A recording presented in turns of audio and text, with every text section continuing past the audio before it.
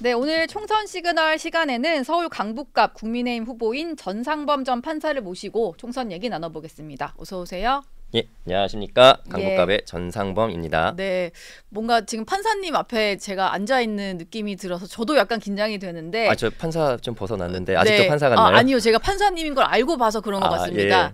근데 사실 부장판사로 재직을 하시다가 올해 초에 국민의힘에 인재 영입이 되셨는데 네. 정치를 해야겠다라고 결심하신 배경이 좀 궁금했거든요.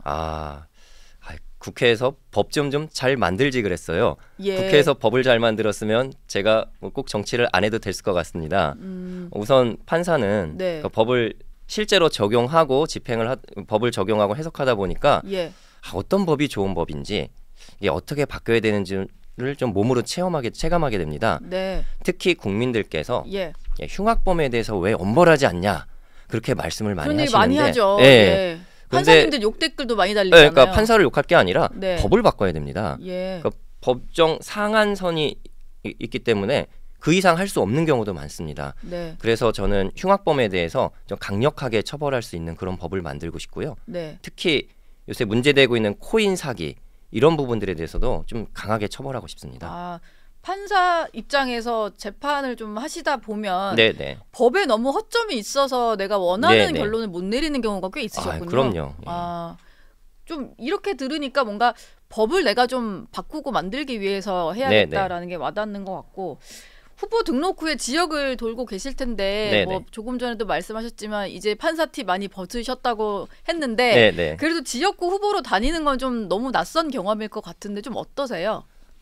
저는 기본적으로 판사를 하면은 이 법조인 이외에 다른 분들을 안 만날 거라고 생각을 하십니다. 예. 근데 저는 2016년도에 서울중앙지방법원에서 조정전담 판사를 하면서 조정위원분들을 많이 만났습니다. 예. 그런 물론 조정위원분들은 변호사분들도 계시지만 그러니까 법과 크게 그러니까 법을 다루지 않는 분들도 계십니다. 네. 그러다 보니까 법조인 이외의 분들을 만나는 데 있어서 뭐 크게 어려움은 없고요. 다만 좀 다른 스타일의 일을 하는 건 맞습니다. 예. 다른 스타일의 일을 좀 적응을 하고 계시는 것 같은데 네. 사실 출마하시겠다고 했을 때 인재 영입된 분이다 보니까 네네. 그래도 약간 해볼 만한 곳? 양지로 가지 않을까 싶었는데 강남보단 내가 강북 가겠다 하셨다고 제가 들었거든요. 네네. 왜 그러신 거예요? 왜 강북을 그랬을까요? 가겠다. 예. 네. 우선 한동훈 비대위원장 영입 인사 아닙니까? 예. 그러니까 한동훈 비대위원장도 본인의 이제 법조 경력 최정점을 찍을 때 다 내려놓고 한국 정치 한번 새롭게 바꿔보겠다고 어려운 길을 택했습니다. 예. 그런 영입 인사인 제가 저 좀 편한 데 가겠습니다. 이럴 수는 없습니다. 네. 지금 비슷한 세대의 법조인이 모여서 한국 정치 새롭게 바꿔보겠다는 그런 진심으로 나섰는데 예. 그런 진심으로 제가 부딪힐 곳은 제가 어렸을 때 걸음마를 배우고 인수초등학교, 인수중학교를 다녔던 그 학창 시절을 보내고 저를 키워줬던 네. 저의 고향인 강북밖에 없다고 생각을 했습니다. 거기서 나고 자라신 곳이군요. 우선 뭐 나고 자랐는지까지 정확하게 말씀드리기는 어렵지만 어린 시절부터 쭉 자랐습니다. 어린 시절부터. 예. 그러면은 뭐 연고를 찾아서 갔다 뭐 이렇게 볼 수 있을 것 같은데. 네, 그렇습니다. 어쨌든 맞상대가 이재명 대표의 비서실장이 민주당의 천준호 의원인데요. 네네. 또 그 지역 현역이기도 하고 네네. 상대하기엔 좀 쉽지 않을 것 같은데 네네. 맞상대로서 좀 어떠세요, 천준호 의원이? 우선은 천준호 의원에 대해서 예. 뭐 다른 이제 제가 뭐 직접 어떻다 말씀드리기는 어렵고 이제 다른 분들이 전해주시는 말씀들이 좀 있습니다. 네. 현수막을 보면은 현수막에 진심을 다합니다라고 써 있습니다. 예. 그걸 보고 어떤 분이 이재명 대표에 대한 마음을 써놓은 거 아니냐? 뭐 그렇게 말씀하시더라고요. 예. 지역 구민이 아니라 이재명 대표에게 하는 말. 네. 우리 지역에 계신 분이 저 현수막은 이재명 대표에 대한 마음의 표현이다. 예. 뭐 그런 말씀을 좀 하시는 걸 들었습니다. 네. 그 정도로 말씀을 하겠다. 거꾸로 마무리하시겠다. 예, 그 정도 같습니다. 네. 또 재밌는 이력이 있으셔서 예, 이걸 좀 예. 여쭤보고 싶은데 많은 분들이 모르실 것 같아서요. 네네. 뭐 중앙지법에서도 계셨고 네네. 마지막으로 의정부 지법 계셨고 네네. 지금 수원지법 성남지원에 재직하시던 당시에 네네. 당시 이재명 성남시장 관련 재판을 맡으신 적이 있다고요? 네, 네, 맞습니다. 이건 무슨 사건인가요? 워낙 뭐 이재명 대표 재판이 많아가지고. 예, 재판이 많긴 한데요. 예. 그 당시 이제 성남시장 시절이었고요. 예. 예, 두 건을 제가 주심 판사로 담당을 했습니다. 두 건이나요? 예. 되게 인연이 깊으시네요. 그러게 말입니다. 예. 한 건은 이재명 대표가 이제 성남시장 시절에 경기 동부연합과 관련 있는 청소업체에 네. 용역을 줬다. 예. 그래서 둘 간에 어떤 관계가 있는 것 아니냐라는 기사가 있었습니다. 예. 그 기사에 대해서 기사를 게재 금지해라. 이런 신청이 하나 있었습니다. 네. 그 당시에 뭐 기사의 내용이 크게 진실에 반하지 않는 것 같고 예. 또 언론의 자유가 보장돼야 되기 때문에 이재명 성남시장의 신청을 기각을 했습니다. 1패가 있었던 거죠. 저 기사를 좀 내려달라는 거를 기각을 하셨군요. 네, 네. 적군요, 이재명 대표가. 네. 한번 적고요. 예. 그 다음에는 많은 분들이 아실지 모르는 형수 욕설 사건이었습니다. 네, 뭐 워낙 유명하지요. 예, 워낙 유명하잖아요. 네. 그 사건이 유튜브 같은데 올라갔는데 예. 이거를 내려달라. 그 욕설 녹취를. 예, 욕설 음성이죠. 음성을 네. 내려달라는 신청이었습니다. 고민을 굉장히 많이 했는데 특히 그리고 저는 그 욕설을 다 들어봤습니다.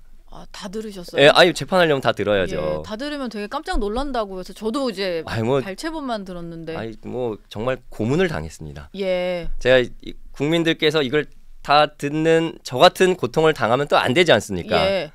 그래서 그 사건에 대해서는 여러 가지 뭐 사생활 부분도 있고 이 광역단체장 선거도 아닌 기초단체장 선거에서 전 국민에게 공개되는 게 과연 타당하냐라는 의문이 있어서 네. 그 부분에 있어서 신청을 받아들였습니다. 욕설 음성에 대해서는 좀 받아주셨군요. 예. 그게 어떤 개인적으로 좀 이제 사생활 부분, 가족 간의 어떤 얘기다 보니까 그런 걸 인정해서 어쨌든 근데 그 이후에 좀 많은 국민들이 듣게 된 것 같아요. 어떤 이유인지 모르겠습니다만 다른 선거를 거치면서 알려진 것 같고 아마 광역 선거에서는 그게 공개되지 않았나 싶습니다. 뭔가 두 분의 인연이 좀 묘하다라는 생각도 좀 들고 그러다 보면은 주심으로 두 번이나 이제 재판을 주심 판사 맡으셨던 전상범 후보와 그 현재 비서실장인 천준호 의원 두 사람의 맞대결이 조금 이것도 관전 포인트가 되지 않을까 싶은데 어떻게 생각하세요? 우선 우리 강북구에 계신 분들께서 더 잘 판단하실 거라고 생각합니다. 판사는 법대에서 정말 공정하게 또한 독립적으로 이재명 전 대표가 아닌 이재명 전 성남시장을 재판을 했습니다. 그런데 비서실장은 이재명 대표 뒤에서 이재명 대표의 지시를 따르는 사람입니다. 그렇죠. 그렇다면 우리 강북구 주민들께서 어떤 사람이 강북구의 비서실장이 될 수 있는지 더 잘 판단하시리라고 생각을 합니다. 이 방송을 강북구에서 좀 많이 들으셨으면 좋겠다는 생각이 좀 들고요. 본인의 지역구는 아니십니다만 바로 옆 지역구 얘기도 좀 여쭤볼게요. 지금 민주당에서도 공천이 확정이 안 된 지역구가 딱 이거 하나인데 강북을 지역구. 그러게 말입니다. 뭐 계속 시끌시끌합니다. 정봉주 전 의원이 막말 논란으로 공천 취소가 됐는데 여기에 뭐 박용진 의원 경선 참여를 시키냐 마냐 하다가 결과적으로 경선을 하긴 하는데 뭔가 엄청난 불리한 룰을 갖고 하게 되더라고요. 옆 지역구라서 그래도 또 뭐 얘기 많이 들으실 것 같은데 분위기가 좀 어때요? 분위기가 뭐 이런 분들도 계시더라고요. 욕설은 되는데 막말은 안 된다. 대표가 욕설하는 거는 공천되고 대표가 재판받는 건 공천이 되는데 막말은 안 되는구나 이런 분들도 계시고요.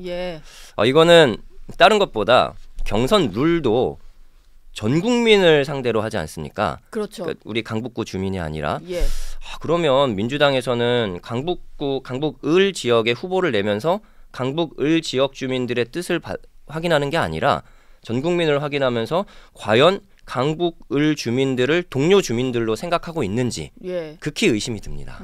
그냥 당원들의 어떤 마음에 맞는 후보를 내려고 하는 뭐 그런 생각도 좀 들고 박용진 죽이기다 이런 비판은 당내에서도 나오는데 그렇게 보시는 거죠? 그건 이미 지난번 경선부터 드러난 거고요. 전 그거 더 나아가서 박용진 의원을 죽이는 걸 넘어서 가지고 우리 강북을 무시하는 거 아닌가 이런 생각이 듭니다.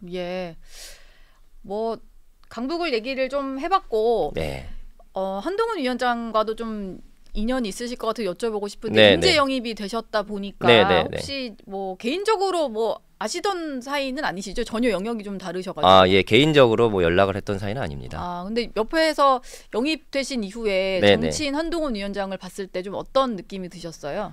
저는 정말 한동훈 비대위원장이 비대위원장직을 수락할 때 이번에 수락할까라는 약간의 생각이 있었는데 왜 그랬냐면 그 당시에 당 상황이 안 좋았습니다. 그렇다면 4년 전의 상황을 되풀이한다면 또 굉장히 훌륭한 분이 희생될 수도 있는 거 아닙니까? 그렇죠. 그럼에도 불구하고 모든 어려움에도 불구하고 본인이 가지고 있던 모든 커리어를 내려놓고 비대위원장직을 수락해서 지금 지지율 반등을 이끌어냈습니다. 그런 면에서 저희 영입 인재들이 자원에서 꽃길을 걷지 않는 겁니다. 저희들이 먼저 험난한 길을 걷겠다고 하고 있는 겁니다. 뭔가 한동훈 위원장이 앞장서서 그런 모습을 보이니까 인재들도 나서서 좀 내가 험한 데 가서 좀 싸워보겠다 이러시는 거거든요. 사실 그 뭔가 공무원 생활 하실 때는 정치적인 성향이라는 거를 표출할 수도 없으셨을 것 같긴 한데 선택을 국민의힘으로 하시게 된 배경이 좀 궁금한데 원래 좀 그런 보수 정당에 대한 생각이 좀 있으셨던 건가요? 아니면 입당하실 시점에 국민의힘에 대해서 좀 관심을 갖게 되신 건가요? 기본적으로 판사를 하겠다는 건 정치에 관심을 안 갖겠다는 겁니다. 그러다 보니까 뭐 이쪽 저쪽 관심이 있었던 게 아니고 영입 제안이 들어온 이후에 여러 가지를 살펴봤습니다. 특히 한동훈 비대위원장은 제가 출마 선언 때 언급했던 피해자보다 피고인 보호에 치우친 형사소송 절차라든가 흉악범에 대한 엄정한 처벌에 대해서 공감을 하고 있었습니다. 그러다 보니 저도 그러면 국민의힘에서 일을 할 수 있겠구나. 법을 만들 수 있겠구나. 요 생각을 하게 된 겁니다. 그 민주당은 좀 안 되겠다고 생각하신 이유가 있을까요? 민주당은 지금 대표가 재판받고 있지 않습니까? 아니 대표가 재판받고 있는데 현직 판사가 옷을 벗고 민주당에 들어간다. 대표의 재판을 지금 도와주러 가는 거 아니냐. 이런 사법불신이 일어날 수 있습니다. 그 현 상황에서 절대 민주당 갈 수 없죠. 사법불신. 사실 민주당은 뭐 공천 내내 보면 이재명 대표 변호했던 분들이 공천을 받기도 하고 모아놓으니까 이제 이재명 대표 직접 변호인이 아니더라도 관련된 뭐 대장동 변호사 5명이나 공천이 되는 그러게 말이에요. 상황이거든요. 그러니까 판사가 가면은 변호할 사람이 또 가게 되는 이상한 상황이 되지 않겠습니까? 이렇게 대장동 변호사 줄줄이 공천되는 거에 대해서는 좀 어떻게 보셨어요? 같은 법조인이신데. 저는 우선 지금 비명행사, 친명행제라는 표현이 있지 않습니까? 그거에 딱 맞는 사안이라고 생각을 하고요. 무엇보다 변호사 비용을 얼마 지급했는지 좀 궁금합니다. 만약에 변호사 비용을 적게 지급하고 그 대신 공천을 해줬다면은 이거는 큰 문제라고 생각을 합니다. 뭐 이를테면은 어느 정도 업계에서 이 정도 혐의에 이 정도 사건이면 받는 수임료가 있다면 그런 게 있고 그분들도 그동안 받아왔던 수임료가 있지 않겠습니까? 터무니없이 낮게 받았다면은 그게 문제가 될 수도 있는 건가요? 될 수도 있겠죠. 뭐 그래서인지 변호사비를 이렇게 주냐 뭐 이런 식의 주장을 하시는 분들도 있는 것 같더라고요. 그게 뭐 법적 문제가 형사법적 문제가 된다기보다 정치적인 문제가 되지 않을까 싶습니다. 그리고 또 한 분이 있는데 조국혁신당의 조국 대표인데요. 이분이 지금 2심에서 징역 2년 유죄를 선고받았습니다. 근데 법정 구속을 피한 상태이고 대법원 선고도 어쨌든 올해 안엔 나지 않을까 싶어서 만약에 확정이 된다면은 구속이 되는 그런 상태인 거거든요. 근데 사실 이렇게 2심에서까지 유죄가 난 그것 실형을 선고받은 상황에서 당을 만들어서 나온다. 이게 저 개인적으로 납득이 되지 않는데 어떻게 이런 일이 가능한 걸까요? 저는 살짝 납득되는 것 중에 하나가 지난번 재판부에서 선고하면서 유죄다 반성하고 있지 않다고 했습니다. 반성하고 있지 않으니까 당을 만든 거 아닌가 일단 그런 생각이 들고요. 그리고 사실 국회의원, 법을 만드는 사람입니다. 법을 만드는 사람은 준법 정신이 있어야 됩니다. 그래야 법을 지키던 사람이 이 법을 만들었으니 우리 국민들도 법을 지키십시오 할 수 있습니다. 그런데 조국 대표께서는 과연 준법 정신이 있는지 그분이 만든 법은 국민들이 앞으로 잘 지킬 수 있는지 극히 의문이 듭니다. 지금 이미 뭐 22대 국회에 만약에 들어가게 되면 한동훈 특검법 발의하겠다 이런 상황이거든요. 사실 전상범 후보가 처음에 오면서 말씀하셨던 거랑은 전혀 정치 입문 계기가 다른 것 같아요. 맞습니다. 이게 국민을 위한 어떤 법이 아니고 이거 누구를 약간 보복하기 위한 법을 만들겠다는 게 조국 대표 생각인 것 같은데 한 말씀 해주실까요? 조국 대표에게? 저는 우선 정치를 하려면 국민들을 먼저 섬겨야 된다고 생각합니다. 국민들을 동료로 생각하고 국민을 위한 사법개혁, 국민을 위한 민생을 위한 어떤 법을 만들어야 된다고 생각하는데 시작부터 정치적으로 어떤 법을 만들겠다. 이건 잘못됐다고 생각합니다.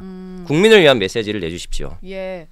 조국 대표도 그렇지만 황운하 의원 같은 경우도 사실 뭐 실형 선고 받았거든요. 1심 단계이긴 한데 그분도 어제 비례대표 8번을 받으셨더라고요.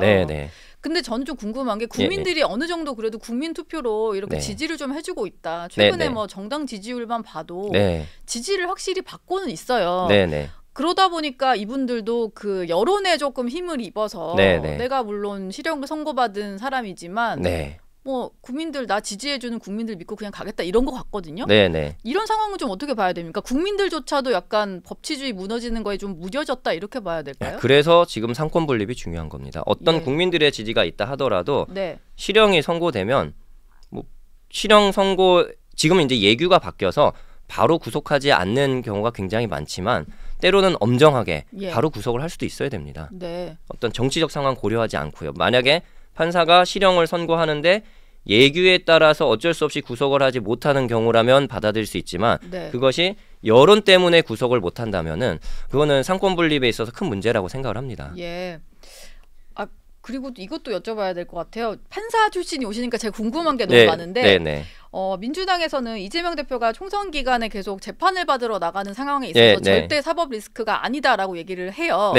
그러고 이재명 대표도 사실 당 행사, 당 일정을 핑계로 재판을 좀 늦게 가거나 그래서 재판 하나가 뭐 기일이 변경되기도 하고 이랬거든요. 근데 민주당 내부에서는 이게 류사명 후보가 한 말인데 본인의 어떤 재판 불이익을 감수한 성공후사다 이런 표현을 썼거든요. 성공후사. 그걸 성공후사라고요? 이게 판사 출신 입장에서 보면 재판 일단 저희는 메모라는 걸 만듭니다. 그 메모지에 재판하면서 특이사항을 적어요. 그때 적을 때 재판에 굉장히 많이 늦었다 하면 재판에 출석에 늦었음 이렇게 적을 것 같아요. 그리고 안 나왔다. 만약에 공판기일 변경 신청도 하지 않은 채 아니면 불허가 되는데도 안 나왔다 하면은 그걸 적어둘 것 같습니다. 그래서 범죄 후 정황도 양형에 반영하고 있기 때문에 양형에 반영하지 않을까. 나중에 양형에? 나중에 꼭 양형에 반영이 됐으면 좋겠습니다. 근데 일반인들 같은 경우에는요. 상상도 못할 일이죠. 재판에 이렇게 기일 조정 안 된 채로 안 나가버리면은 일단 판사는 구속영장을 발부할까 말까 고민을 하게 됩니다. 안 나오면은 구속영장까지도 할 수 있죠. 뭐 한 번 안 나왔다고 바로 하진 않지만 뭐 여러 번 안 나오면 구속영장을 이제 작성을 하는 경우가 꽤 있습니다. 그래서 뭐 이번에 뭐 한두 번 안 나왔다고 바로 구속영장을 하진 않겠지만 판사로서 굉장히 판사가 고민하게 되는 그런 상황에 이를 수 있습니다. 그러면 일반인들이었다면은 구속까지도 될 수 있는 상황을 너무 당 대표라는 신분을 이용해서 좀 빠져나가고 있다 이렇게 볼 수도 있겠네요. 뭐 그럴 수 있죠. 본인은 법 위에 있다고 생각하는지 뭐 여러 가지 생각이 듭니다. 개인적인 질문으로 좀 마무리를 해보겠습니다. 뭔가 보니까 당에서 최근에 범죄 피해 보호 방안과 관련해서도 좀 역할을 하실 것 같은데 예전에 부산 돌려차기 사건 피해자 관련해서 한동훈 당시 법무부 장관이 통화를 하신 적도 있고 이게 지금 전상범 후보도 굉장히 관심을 갖고 있는 사안이시죠? 맞습니다. 좀 어떤 활동 중이신지 말씀을 해주실 수 있을까요? 우선 피해자 보호 협회 관련해서 정책위원장에 임명이 됐고요. 또 이제 입법과 관련해서는 앞으로 피해자의 양형에 관한 의견이 우리 공판 절차에 반영될 수 있도록 그 양형 의견 조회에 관한 절차를 좀 입법적으로 구상을 하고 있습니다. 그리고 그뿐만 아니라 범죄 피해자가 되면 제가 증인 신문할 때 정말 부르르 떠는 피해자를 봤습니다. 정신적 고통이 큰 거죠. 법정에 나오는 자체도 정신적 고통이 크고 범죄 피해를 봤다는 정신적 고통도 크고 나중에 피고인이 출소해서 위해를 가하지 않을까 하는 그런 고통도 굉장히 큽니다. 이런 심리적인 부분까지 어떤 심리 상담이라든가 이런 프로그램을 만들 수 있으면 좋을 것 같고요. 이 국가가 피해자의 눈물을 꼭 닦아드리도록 하겠습니다. 그런 일을 지금 하시는 일을 맡으신 거군요. 당 네. 선대위에서. 당 선대위는 아니고 피해자 협회에서는 피해자 그건 별개의 사단법인입니다. 그 외부 활동을 지금 같이 하고 계시는 거군요. 준비하고 있는 중입니다. 그러면은 국회에 만약에 들어오시게 된다면은 전상범 후보가 할 부분도 그런 약자를 보호하는 법안 같은 거다 이렇게 볼 수 있겠네요. 예, 맞습니다. 예. 오늘 긴 시간 얘기 한번 나눠봤습니다. 정상범 후보와는 여기서 인사 나누겠습니다. 고맙습니다. 예, 감사합니다.